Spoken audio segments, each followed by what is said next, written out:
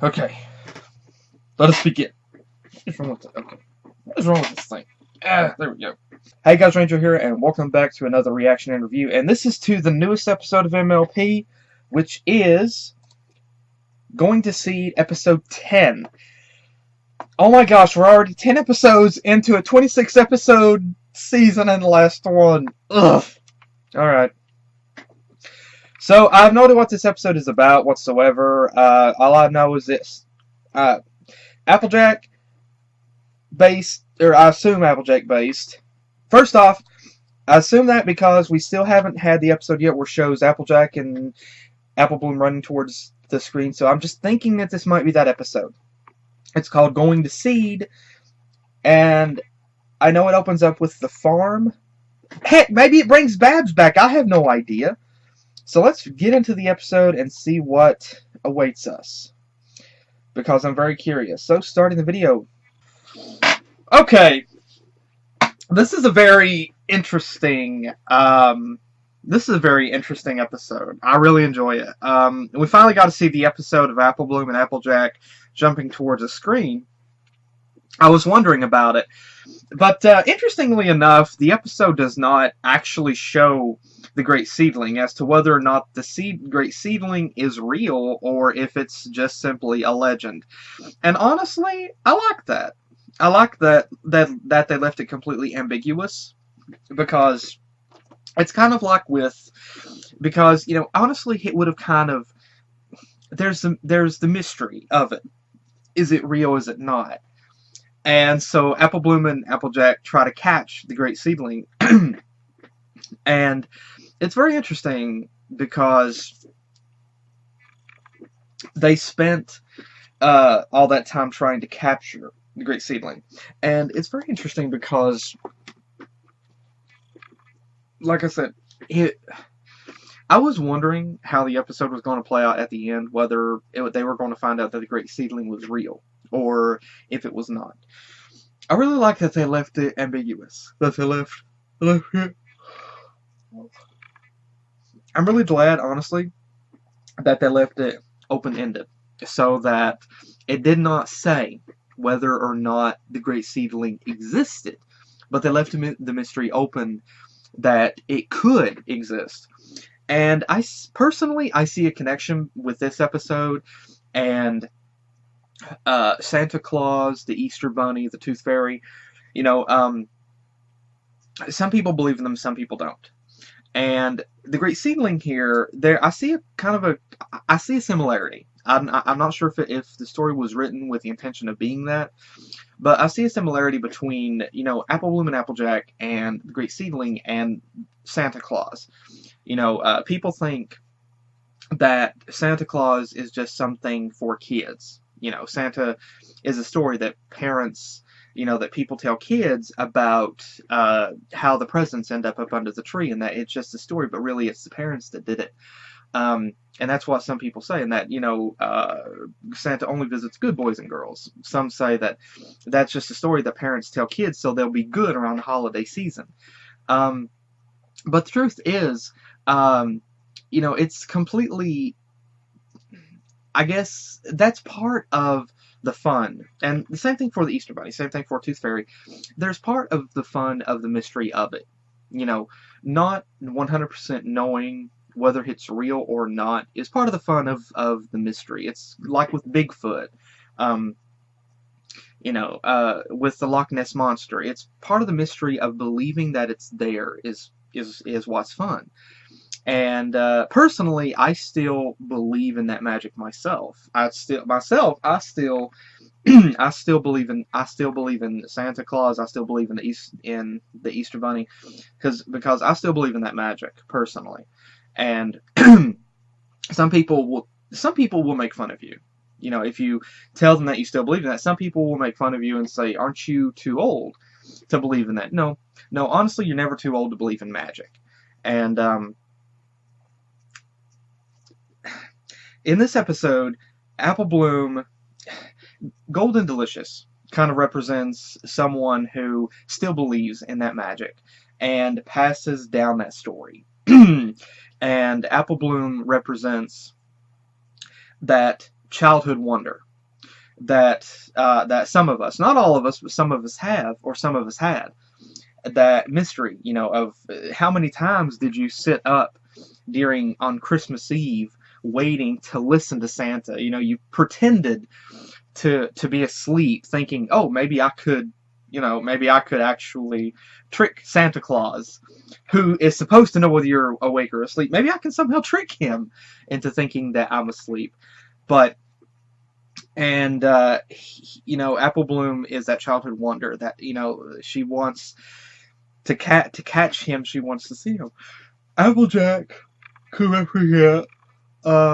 Applejack is kind of a representation of someone who lost who lost the belief in that magic because she never captured, because she never saw the Great Seedling herself, which metaphorically could be like someone who did not get visited by Santa, or maybe didn't get something that they really wanted for Christmas. Um, Applejack believed that the Great Seedling wasn't real. She lost her belief in that magic. And so she just thought it was a little filly's tale. It was just a kid's tale. And so she didn't believe in it. And so whenever things began to happen around the farm with the apples and whatnot, Applejack thought it was Golden Delicious that was doing it, that was trying to help encourage encourage the belief in that magic. And it turns out that it was just Big Mac the whole time. I knew there was a gimmick. I knew there was a setup for why that he was so tired all the time. I honestly wondered what the payoff was going to be, what the result was going to be with his being tired all the time. But interestingly enough, I'm really glad. I'm honestly really glad that they ended the episode with the carrots being lined up and them believing that it was the Great Seedling. And overall, the message at the end of the episode, which I really completely agree with, is that you're never too old to believe in that magic. And personally, Applejack, what is said here? Apple Bloom says that she just wants to catch the Great Seedling before she gets too old to try. You could look at this as a metaphor of sorts, that she wants to do it before. You could look at it in two ways. One, realistically speaking, here she's probably saying that she wants to do it before she gets too physically incapable of being able to do so. But you could also look at it as a metaphor for kids, saying they want to catch Santa before they get too old for him to visit them. Same thing with the Easter Bunny, or maybe the Tooth Fairy. But realistically, I want to say there's more to what Applejack says at the end of this episode than what some others would see. Applejack told Apple Bloom that that she's never too old to be a filly, and that having fun together, that you're never too old for that. Having fun together is something that you never grow out of. And honestly, this is something that I personally believe in deeply and strong. I feel really strongly about this. Is you're never too old to be a kid, and that's something that that's kind of, there's two different viewpoints on this. Some people in society believe that once you reach a specific point in your life, or once you reach a specific age, like 18 or 21 or something, that realistically you're no longer a kid, and that you need to focus on being an adult. Some people legit have that mentality. They think, okay, you're 21 now, you need to stop watching cartoons, you need to start watching soap operas, and reality shows, and you need to stop having fantasies and just focus on working your entire life. And I don't believe in that mentality. I don't believe in that. I believe in things. I believe in Walt Disney, and I believe Walt believed that it was important. Walt Disney believed that it was important to keep the child inside of you alive, and that whenever you allow that child inside of you to get older, that's whenever you yourself begin to get older. And that's why people say I'm a big kid, is, I mean, I've seen adults have fun, do things with their grandchildren, and they just have so much fun doing it. And because it's the child inside of them. And the way I look at it, age, it's just a number. It just says how long that you've been around. It doesn't dictate whether the child inside of you should be alive. Age does not dictate what you should enjoy in life. It does not dictate, I mean, it does not, okay, it may dictate a few things, but it doesn't dictate what shows that you should enjoy. Uh, if you want to be a 55-year-old building Legos, it does not dictate whether or not you should do that. Society wants to dictate that and tell us, well, you're too old to be doing this. But realistically, it's about, who cares what society says? I really feel strongly about the end of this episode, and that you're never too old to keep the child inside of you alive. And that's one thing that I personally have witnessed people do. They allow that child inside of them to fade away.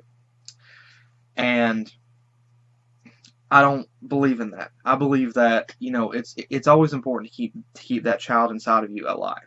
To keep that childhood wonder and fun alive. And society wants people to grow up. Growing up, getting older is mandatory.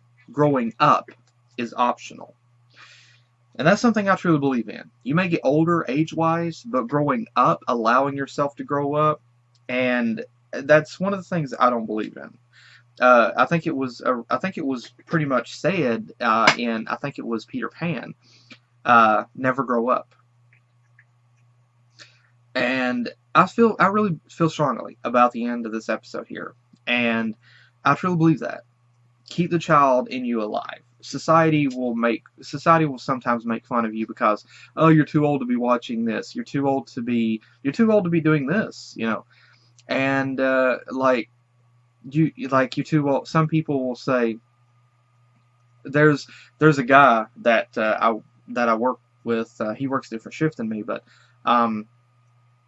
he's played a few of the Pokemon games before, and he's told me that he knows some people might think funny of him because of it. And I would always, the times that he brought it up, I would say, dude, don't worry about it. Who cares what they say? You're having fun. That's what's important. Just be happy, live your life, and enjoy it. There are plenty of other people that play it too. It's no big deal. And so I really believe in what is spoken at the end of this episode, and I do believe it's important to keep that child alive, and never grow up. You may get older physically, but mentally, you don't really have to. I mean, it's completely optional. I mean, there are things we're going to mature on, of course, but keeping that childhood and keeping that child inside of you alive, not allowing yourself to kind of, to grow up with that, and being able to have fun. I mean, like I said, hey, if you're 80 years old and you wanna watch SpongeBob and laugh, that's totally fine. Society would say, no, you're not supposed to do that. You need to be watching some show with older people. Who gives a crap?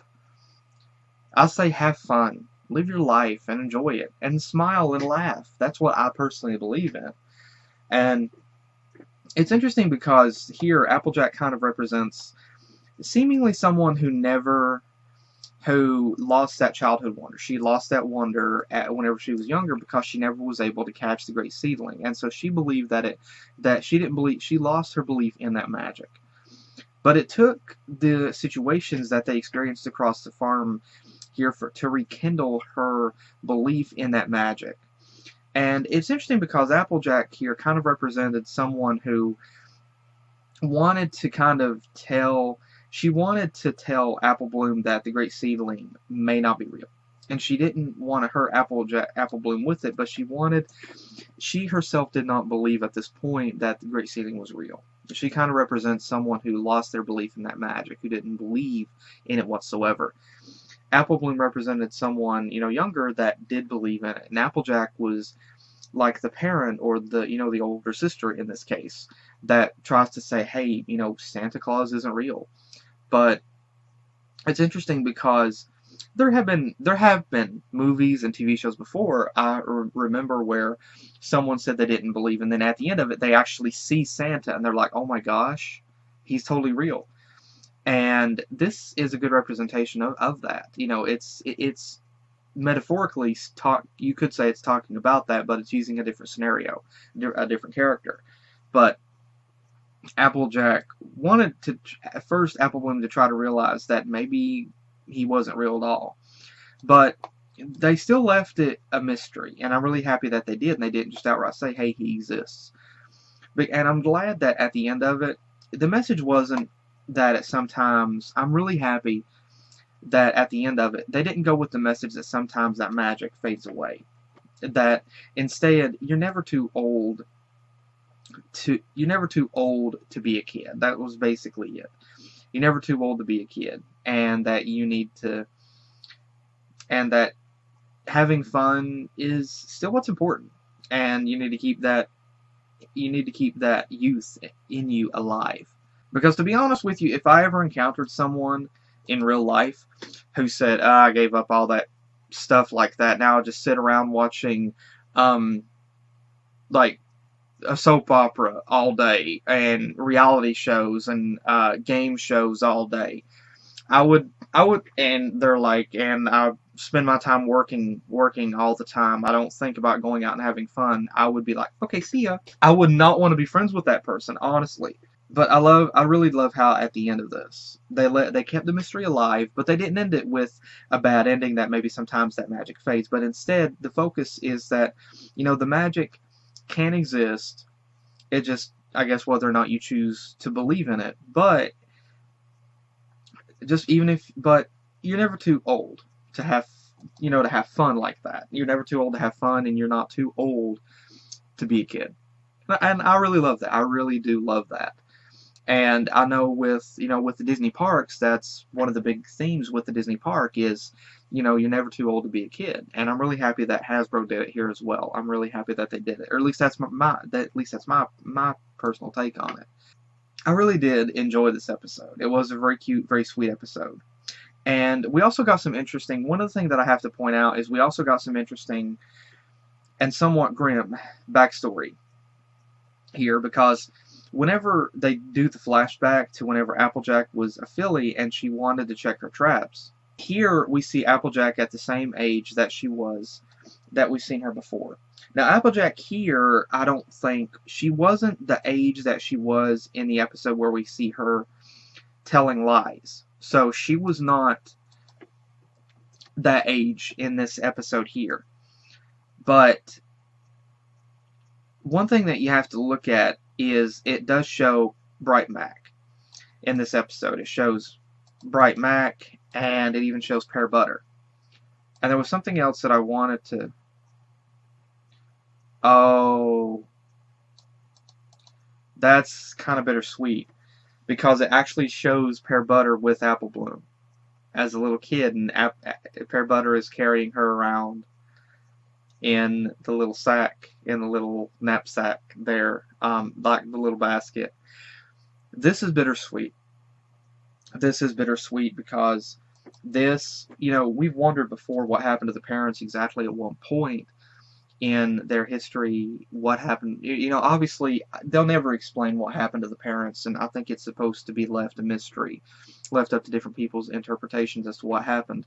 One of my thoughts was that perhaps Pear Butter might have died of complications, pregnancy with Applebloom, but here it shows Applebloom, she's some months old, maybe even a year old or something here, and 2 years old maybe, and Pear Butter seems to be totally fine.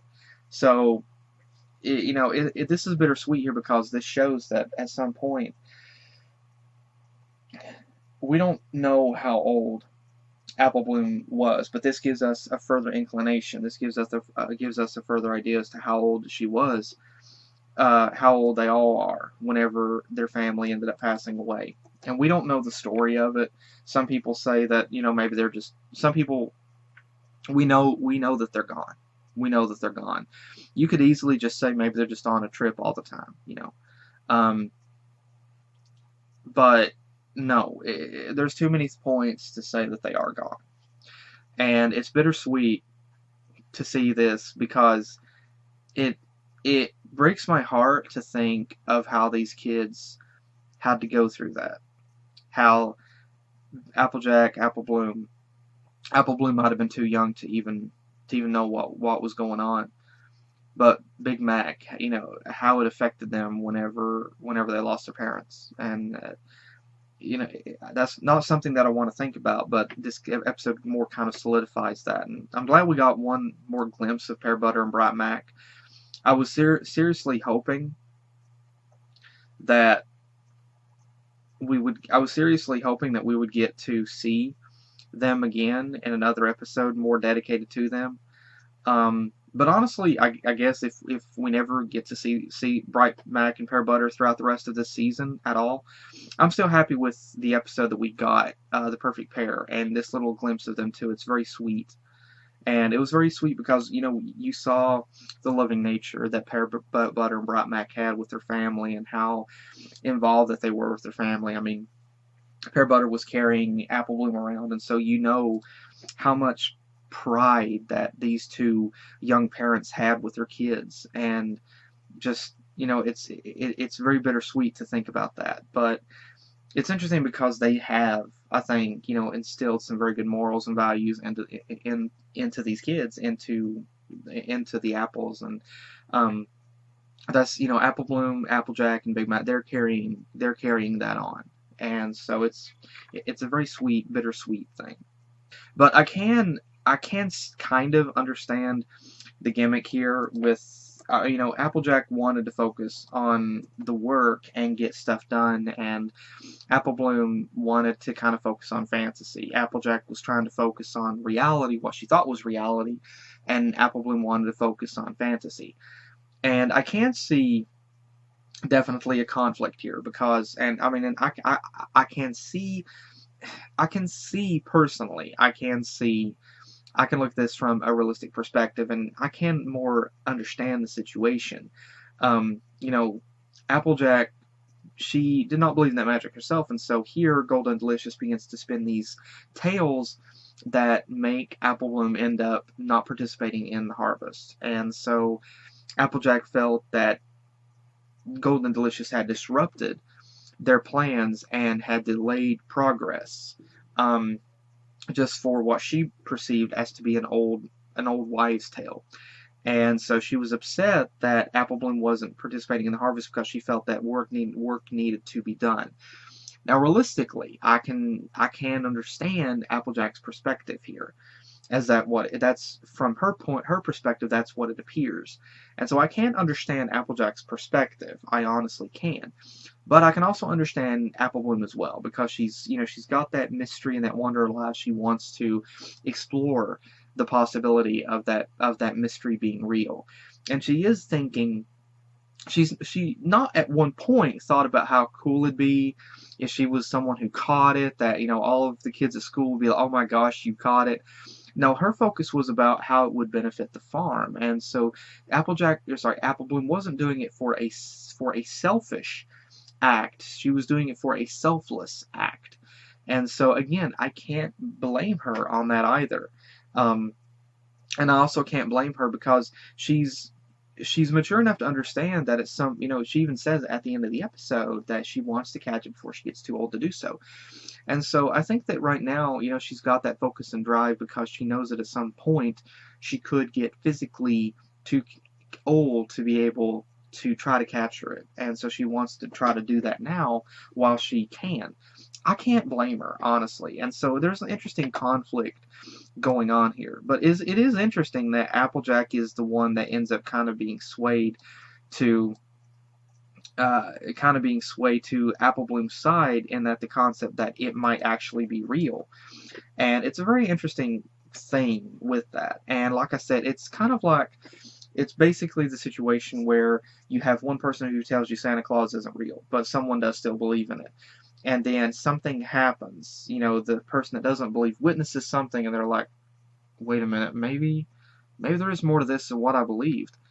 And so I really like that. I really like that they kept the mystery open. They kept the mystery alive, and you know, they didn't say that it was real. They didn't say that it wasn't. They left it to different people's interpretations, and that they wanted it to be up to what you personally believe.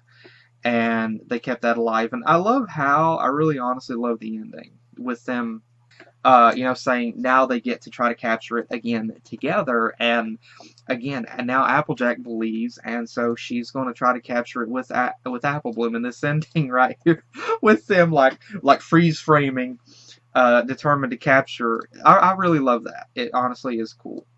It honestly really is cool, and I love how that her Applejack's her spirit, her belief is now re-sparked and is reignited, and I really love that. And so I really enjoyed this episode. I really love this episode for the way that it told the story and the way that it left the mystery alive without explicitly saying which way that it was. I also love the message that, you know, you're never too old, but you're never too old to be a kid. You're never too old to have fun like that, you know, and that society will, the episode didn't say it, but society will try to judge you and tell you, hey, you know, you can't do this. I mean, if you went to a fun park or something with your friends and wanted to hang out, you know, and have fun, if you wanted to ride the merry-go-round or something, or the carousel, a society would look at it and say, you're too big to be riding that. Screw them! Have fun, enjoy life, keep that laughter alive. I'd much rather have laugh lines on my face than to be just like, I can't, all that hurts, but like I would rather have laugh lines on my face than be a Debbie Downer all the time. So I really love this episode for that particular storytelling, and I really do believe in that. I really do believe in that. I completely stand by that message at the end, and I stand by Disney's message too. So yeah, I really love that. But I won't deny, whenever I was recording this episode, now going over a few different things about this episode, I won't deny that whenever I was recording this episode, I did out of the corner of my eye see a shot of this rooster, and I thought that was the conflict. I thought the rooster kept waking them up even earlier than they wanted to, and so Applejack kept trying to capture the rooster. That's what I honestly thought was the concept of the episode. It turns out I was wrong, but honestly, that would make a hilarious fan fiction. So if anyone writes a story about that, please let me know, okay? I want to read it. But I have to say, the design for this spirit really does look nice. It really does. It has a combination of like fall and spring and summer elements to it, because you know it has like the brown or like the orange, yellow, and red leaves, but it also has elements of spring and fall. So I really like what it does, how that it looks. The design for it is really beautiful, and I won't deny, I really wanted to see it in real life. I mean, not in real life. That would be beast, but I really wanted to see it in the show. But you know, like see them actually capture it and hear what it had to say.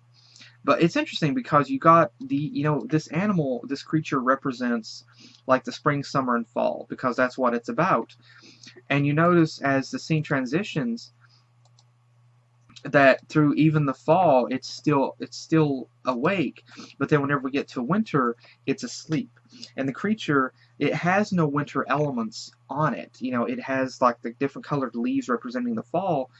And it's also interesting to note that the leaves are perfectly opposite to each other. You notice on the left and right antlers, you'll notice the color of the leaves and the design for even like the little berries are the same. They're not random, they're completely the same, and I like that detail. But this creature is a creature of spring, summer, and fall, and so during the winter it sleeps. So very interesting with that, and honestly, I love that. I love that little myth, and I love the lore. And like I said, ever since the movie came out, this season particularly is showing signs of them using similar, not assets, but using similar using similar facial expressions to the rest of facial expressions, what they've seen to what we saw in the movie, which is very interesting to see. Some of the honestly, a lot of some of the facial expressions that the characters are making throughout the episodes now are very similar to that of what we would have seen in the movie. So it's very interesting that they're combining some of the animation style with the movie with the latter part of this particular season. I'm very glad that they're doing that, as it really adds a nice blend to it. But like I said, I really love the nighttime scene I really love the nighttime scene. Like, I honestly, my two favorite times of the day are dusk, or sorry, sunset and nighttime. Those are my two favorite times of the day, sunset and nighttime.